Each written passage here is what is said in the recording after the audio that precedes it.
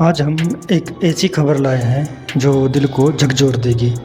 गुरुग्राम की राष्ट्रीय टेनिस खिलाड़ी राधिका यादव, जिन्होंने अपने खेल से लाखों को प्रेरित किया, अब हमारे बीच नहीं है।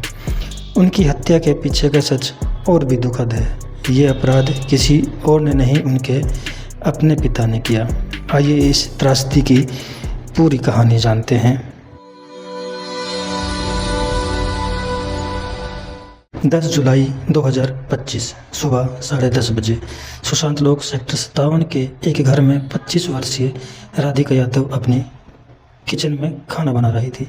राधिका, जिन्होंने ITF महिला डबल्स में 113वां रैंक हासिल की थी और हरियाणा में 5वें स्थान पर थी, उस दिन एक सामान्य सुबह बिता रही थी। लेकिन अचानक उनके पिता, जो 49 वर्षीय दीपक यादव हैं, अपनी लाइसेंस प्राप्त 32 बोर रिवॉल्वर निकाली और राधिका पर 5 गोलियां दागी थी।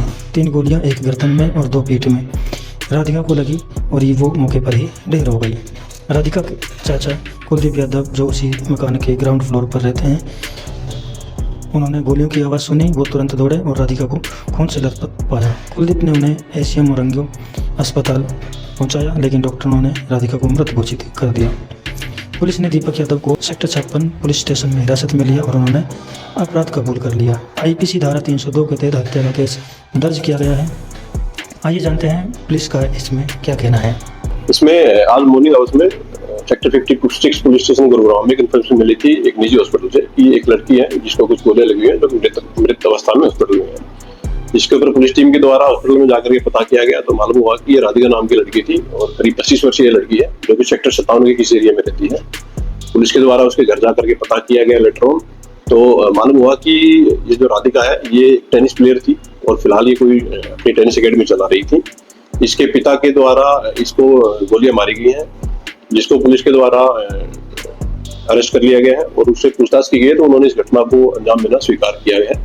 फिलहाल जो इन्वेस्टिगेशन हुई है उसमें पुलिस को मालूम हुआ है कि मृतकता है उसको 3 गोलियां कुल मिलाकर के लगी हुई है और एक्यूज के ब्रदर के द्वारा पुलिस की कंप्लेंट फाइल की गई है और उसके द्वारा ये एलिगेशन लगाए गए हैं कि उनको शक है कि उसके द्वारा गोली मारी गई है। एक्यूज दीपक जो है उसकी उम्र करीब 49 ईयर्स है। उसके द्वारा घटना को अंजाम देना स्वीकार किया गया है और पुलिस के द्वारा उसको अरेस्ट कर लिया गया है। स्पॉट पर पुलिस की सीन ऑफ क्राइम की टीम के द्वारा विजिट किया गया है। फिलहाल तक इन्वेस्टिगेशन में ये सामने आया है कि मृतका को 3 गोलियां कुल मिलाकर के लगी हुई है।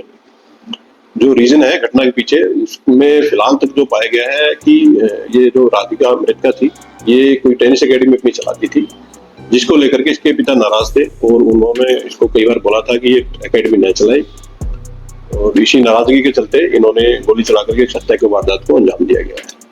जो मृतका है वो एक नेशनल लेवल की प्लेयर थी और पिछले काफी समय से ये अपनी टेनिस अकेडमी चला रही थी।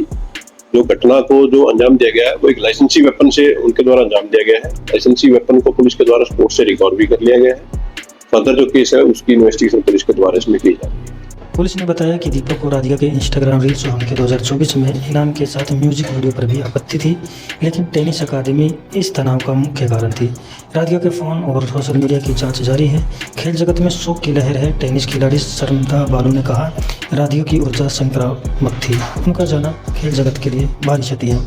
ये घटना सिर्फ एक हत्या नहीं बल्कि सामाजिक दबाव और पारिवारिक तनाव की भयावह तस्वीर है। राधिका ने अपने दम पर सफलता हासिल की, लेकिन सामाजिक तनाव और परिवार के दबाव ने उनके सपनों को कुचल दिया।